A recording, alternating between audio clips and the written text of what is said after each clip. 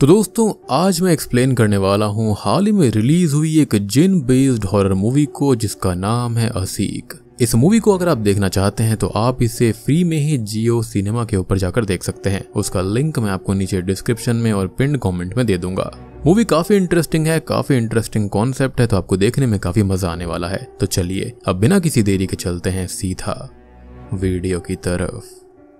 तो मूवी शुरू होती है रॉनी नाम के इंसान को दिखाते हुए जो कि लंदन में रहता है। वो आज एक पब के बाहर अपने बेस्ट फ्रेंड आदि के साथ था और फिलहाल रॉनी को थोड़े पैसों की जरूरत होती है। उसकी जॉब नहीं थी और वो फाइनेंशियली काफी स्ट्रगल कर रहा था। आदि उससे कहता है कि उसने उनके एक और बेस्ट फ्रेंड सारीम से बात की है और वो पैसे दे देगा, जिस पर रॉनी थोड़ा सा परेशान हो जाता है एज उसका सारीम से हल्का फुल्का झगड़ा हो गया था। अब वो दोनों बार में जाते हैं, सारीम भी वहां पर आता है और वो लोग आपस में बात करने लगते हैं और रॉनी भी सारीम से अपने डिफरेंसेस क्लियर कर लेता है। अब तभी रॉनी की एक गर्लफ्रेंड थी पिछले काफी वक्त से, जिससे उसका रिसेंटली ही ब्रेकअप हो गया था और वो मूव ऑन नहीं कर पा रहा था। लेकिन उसकी गर्लफ्रेंड प्रियंका मूव ऑन कर चुकी है, या फिर ऐसा सिर्फ रॉनी को लगता है क्योंकि उसने प्रियंका को उसके एक्स से मिलते हुए देखा था। खैर अब यहाँ पर वो तीनों बात कर ही रहे होते हैं, जहाँ पर आदि उसकी एक फ्रेंड से रॉनी की बात कराने की बात बोलता है, जिस पर वो मना कर देता है ये कहते हुए कि फिलहाल वो इन सब के लिए तैयार नहीं है और ना ही उसे इन सब में अब इंटरेस्ट है। हालांकि उसे पब के अंदर एक लड़की दिखाई देती है जो कि उसको बहुत ही ज्यादा सुंदर लगती है। फिलहाल उसका मूड काफी ऑफ होता है तो वो अपने घर जाने लगता है और उसे पब के बाहर वही लड़की खड़ी हुई मिलती है जो कि उसे काफी अट्रैक्टिव लगी थी। वो उस लड़की के पास जाता है और उससे थोड़ी बहुत बात करने लगता है, जहाँ पर वो बताती है कि यहाँ पर वो अपनी एक फ्रेंड के साथ आई थी और उसकी फ्रेंड किसी और के साथ चली गई और वो अकेली है और उसका फोन भी नहीं लग रहा है और घर की कीज उसके पास ही है। जिस पर रॉनी उससे कहता है कि अगर वो चाहे तो उसके घर चल सकती है और वेट कर सकती है क्योंकि रात का टाइम है और ये जगह थोड़ी सी अनसेफ है। जिस पर पहले तो वो लड़की मना करती है, लेकिन बाद में उसके साथ चलने के लिए रेडी हो जाती है और वो अपना नाम लेल बताती है।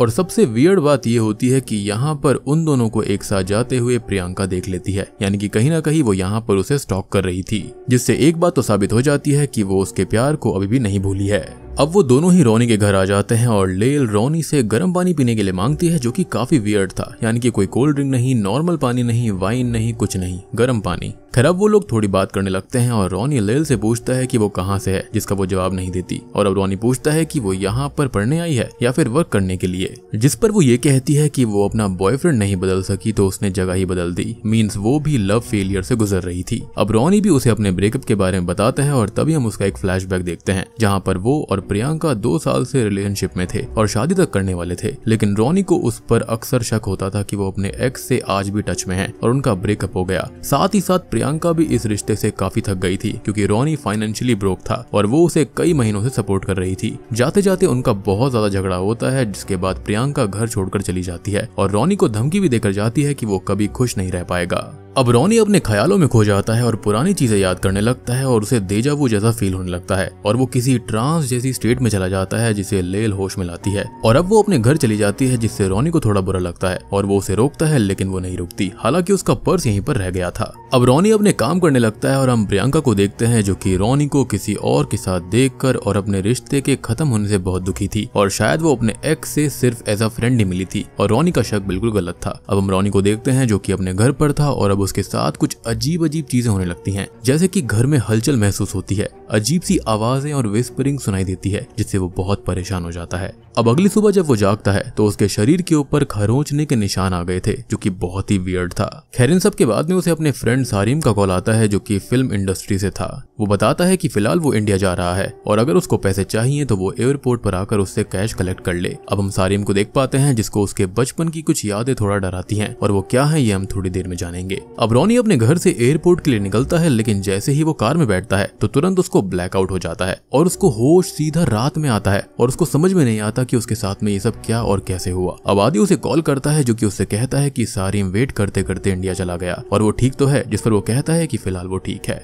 और अगर उसको पैसे चाहिए तो अब सारीम उसे इंडिया से वापस आने के बाद ही पैसे दे पाएगा। असल में यहाँ पर रॉनी के ऊपर लोन वगैरह चल रहा था जिसकी EMI वगैरह चुकाने के लिए उसको पैसे चाहिए थे।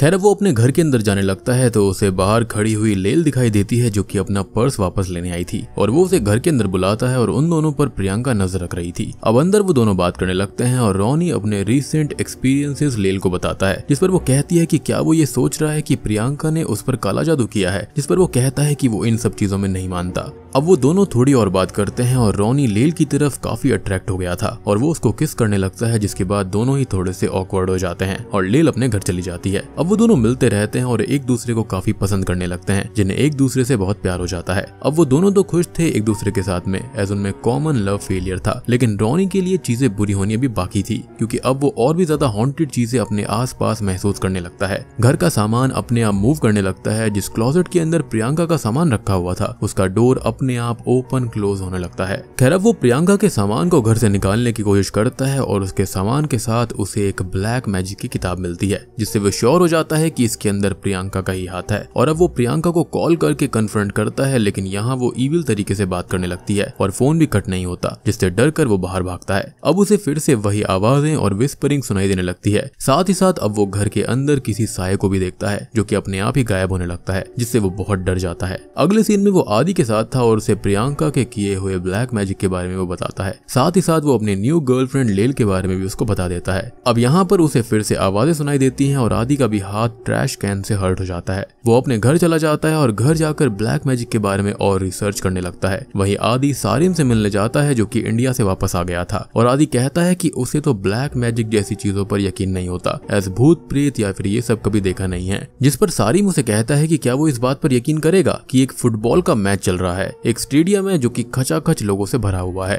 टीम यहाँ पर बिल्कुल जीत ही चुकी थी, लेकिन तभी वहां पर एक बिजली आकर गिरती है और उस जीतने वाली टीम के 11 प्लेयर्स खत्म हो जाते हैं। लेकिन वहां पर जो हजारों लाखों लोग मौजूद थे उन्हें कुछ भी नहीं होता। तो आदि बोलता है कि ऐसा कुछ नहीं होता और अगर ये रियल हादसा हो तो वो यकीन करे। जिस पर सारिम उसे इंटरनेट पर चेक करने के लिए बोलता है, जिसे चेक करते ही आदि के होश उड़ जाते हैं, क्योंकि ऐसा ही बिल्कुल हुआ था। और 1998 में सच में लाइटनिंग स्ट्राइक से एक पूरी टीम जो कि जीतने वाली थी वो खत्म हो गई थी। वो आगे बोलता है कि ब्लैक मैजिक जैसी चीजें एग्जिस्ट करती हैं, लेकिन हमारे डायमेंशंस और उनके डायमेंशंस में फ्रीक्वेंसी अलग होती है। अब आदि काफी परेशान हो जाता है और कहता है कि उन्हें रॉनी की मदद करनी चाहिए, क्योंकि पास्ट में उसने अपने ग्रैंडफादर की बात नहीं मानी थी, जिनको भी किसी इनविजिबल एंटिटी ने खत्म कर दिया था। अब वो दोनों रॉनी के घर जाते हैं, उसे कॉल करके बाहर बुलाते हैं और वो उनसे मिलने से मना कर देता है, लेकिन वो लोग देखते हैं कि रॉनी तो अपनी विंडो पर खड़ा हुआ है और उन्होंने जिससे बात करी वो असल में कोई ईविल एंटिटी थी, जिसने उसका रूप लिया हुआ था। वो दोनों वहां से भाग जाते हैं और एक जगह आकर बात करने लगते हैं, जहाँ पर सारिम बताता है कि आखिर रॉनी के साथ हो क्या रहा है। उसको शायद से जिन्स परेशान कर रहे हैं, जो कि हमारे साथ इसी दुनिया में रहते हैं, हमारे ही घरों में रहते हैं, जिंदा होते हैं, शादी करते हैं, मरते भी हैं। उनके और हमारे डायमेंशंस के बीच एक बहुत ही पतली सी परत होती है, जिसे हम पार नहीं कर सकते, लेकिन वो पार कर सकते हैं, क्योंकि वो बहुत ही ज्यादा एडवांस होते हैं, बहुत ही शक्तिशाली होते हैं। इनफैक्ट वो हमारे साथ आकर रह भी सकते हैं। और कुछ जिन्स अच्छे होते हैं तो कुछ बहुत बुरे। जिन्स हमेशा ज्यादा एडवांस होते हैं, वो हमारी आवाज कॉपी कर सकते हैं, हमारा रूप ले सकते हैं और इंसानों के रूप में जब तक चाहे तब तक इंसानों के बीच रह सकते हैं। तभी रॉनी को दिखाया जाता है, जिसको फिर से वही डरावने विजन्स आने लगते हैं। उसका घर अचानक से बदल जाता है और हम जान चुके हैं कि उसके पीछे जिन्स हैं, तो हम उस एंटिटी को जिनी बुलाएंगे, जो कि रॉनी को अपने ऊपर भी दिखाई देता है, जिससे वो बहुत ज्यादा परेशान हो जाता है। अब उसके घर लेल आती है और उसे भी जिन्स ने परेशान किया था, जिससे वो बहुत ज्यादा डरी हुई थी और अब वो रॉनी के साथ ही रहने की बात करने लगती है, जिस पर वो मान जाता है। खैर दूसरी तरफ हम सारिम और आदि को देख पाते हैं, जो कि चुपके से प्रियंका के घर चले जाते हैं छानबीन करने के लिए, और यहाँ पर उन्हें वो कन्फ्रंट करती है, जिससे वो रॉनी के बारे में बात करते हैं और वो कहती है कि वो भी उसके पास आया था और उसे बुरा भला कहकर चला गया कि वो उसकी गर्लफ्रेंड और उससे दूर रहे। जिस पर सारिम और आदि समझ जाते हैं कि वो रॉनी नहीं बल्कि जिन था। अब वो प्रियंका से पूछते हैं कि उसने ब्लैक मैजिक किया है, जिस पर वो साफ साफ मना कर देती है और कहती है कि वो ये सब काम नहीं करती और वो धीरे धीरे मूव ऑन करने की कोशिश कर रही है। अब तभी यहाँ पर सारिम को अपने बचपन का एक किस्सा याद आता है, जहाँ पर उसके अंकल ने एक बार उसे किसी रिचुअल की हेल्प से जिन्स का डायमेंशन दिखाया था और तब से ही उसके अंदर जिन्स को लेकर काफी डर है और इसलिए उसे अपने बचपन के विजन्स आते रहते हैं और इसलिए वो काफी डरा हुआ रहता था। अब तभी रॉनी अपने घर पर होता है और वहाँ पर उसे बैंक से कॉल आता है कि आज उसे अपने लोन को चुकाना था, लेकिन उसने ऐसा नहीं किया, तो उसके घर का जो सामान है वो नीलाम किया जाएगा, जिससे वो बहुत परेशान हो जाता है और अपनी कार बेचने चला जाता है। अब वो कार में बैठने ही वाला था, लेकिन तभी उसे कार में रखे हुए ढेर सारे पैसे मिल जाते हैं और वो बहुत ज्यादा खुश हो जाता है, लेकिन वो एक बार भी नहीं सोचता कि ये पैसे आए कहाँ से। इधर जब सारिम और आदि को ये बात पता चलती है तो वो और ज्यादा श्योर हो जाते हैं कि प्रियंका का उसमें कोई हाथ नहीं है, एज वो पैसे क्यों ही रखेगी। और यहाँ रोनी लेल को प्रपोज करके उससे शादी की बात करता है, जिससे वो बहुत ज्यादा खुश होती है, एज अब उसे उसका प्यार फाइनली मिल जाएगा। कुछ ही देर के बाद में रोनी को सारीम आदि का एक्सीडेंट बोलकर अपने पास बुला लेता है। अब रोनी उससे मिलने जाता है और आदि बिल्कुल सही था, जिससे वो शॉक्ड हो जाता है। और अब सारीम उससे पूछता है कि वो लेल के साथ कब से रह रहा है और लेल को उसके अलावा किसी और ने देखा भी है या फिर नहीं, जिस पर रोनी के पास कोई जवाब नहीं होता। वो लोग आगे कहते हैं कि क्या उसका नंबर उसके पास है या फिर उसके घर का एड्रेस, और रोनी के पास उसका नंबर भी नहीं था और एड्रेस भी नहीं था। और तभी सारीम मुझसे पूछता है कि ये सब शुरू कब से हुआ, जिस पर वो याद करता है और ये सब लेल के मिलने के बाद से ही शुरू हुआ था। और दोस्तों अब यहाँ पर खुलते हैं इस मूवी के असली पत्ते। तो असल में लेल कोई और नहीं बल्कि एक जिन है, एक फीमेल जिन जो कि इंसानों की दुनिया में रहती है, अपने लिए प्यार ढूंढती है, और ऐसे जिन्स को असीक कहा जाता है। और इसी शब्द से आगे चलकर आशिक शब्द बना है। और ये जो असीक जिन्स होते हैं वो सदियों तक इंसानों के बीच रहते हैं, अपने लिए प्यार ढूंढते हैं, और जब तक इंसान जिंदा रहता है या फिर उनके सच से अनजान रहता है तब तक वो जिन्स उनके साथ रहते हैं, और फिर वो दूसरी जगह पर दूसरे रूप में दूसरे शिकार को ढूंढने निकल पड़ते हैं। अब ये सुनकर रोनी बहुत ज्यादा परेशान हो जाता है और उनसे पूछता है कि ये कंफर्म करने का कोई तरीका तो होगा कि लेल सच में जिन है या फिर नहीं, जिस पर वो लोग उसे अलग अलग रिलीजियंस के सिंबल्स देते हैं जिन्हें वो टच करके अगर हर्ट नहीं होती तो वो एक ईविल जिन नहीं है। और जब रोनी घर आकर उसे वो सिंबल्स टच करवाता है तो वो बड़ी ही आसानी से तीनों सिंबल्स को टच कर लेती है। रोनी उससे कहता है कि उसके दोस्तों को ये लग रहा है कि वो एक जिन है और वो उनके सामने आ जाए एक बार, जिस पर वो अपसेट हो जाती है कि रोनी को उस पर यकीन नहीं है, और रोनी उसे मनाकर उन लोगों को बताने चला जाता है कि वो एक जिन नहीं है। अब रास्ते में उसे कुछ याद आता है और वो उस पब में जाता है जहाँ पर उस रात वो लेल से पहली बार मिला था, और यहाँ पर वो उसी सीसीटीवी कैमरा को चेक करता है, यानी कि उसकी फुटेज को चेक करता है। तो सच में लेल किसी भी सीसीटीवी कैमरा में नहीं दिख रही थी और वो सच में एक जिन्नी थी। और शायद से प्रियंका उसको बार बार इसलिए ही देख रही थी क्योंकि वो अकेले में ही बात किया करता था, जिससे उसे यहाँ पर बहुत ही ज्यादा दिक्कत हो रही थी। यानी कि यहाँ पर प्रियंका रोनी से चिढ़ नहीं रही थी बल्कि वो तो ये देख रही थी कि वो पागल सा हो चुका है। अब जो सिक्योरिटी पर्सन उसको ये फुटेज दिखा रहा होता है वो उसके जरिए ही उससे बात करती है, और वॉइस कॉल्स के अंदर भी वो उससे बात करने लगती है। जब वो अपने दोस्तों को फोन करता है तो यहाँ पर लेली उससे बात कर रही थी और वो कहती है कि रोनी को सब कुछ सच पता चल चुका है तो वो चुपचाप वापस आ जाए, अदरवाइज उसके दोस्तों को वो खत्म कर देगी।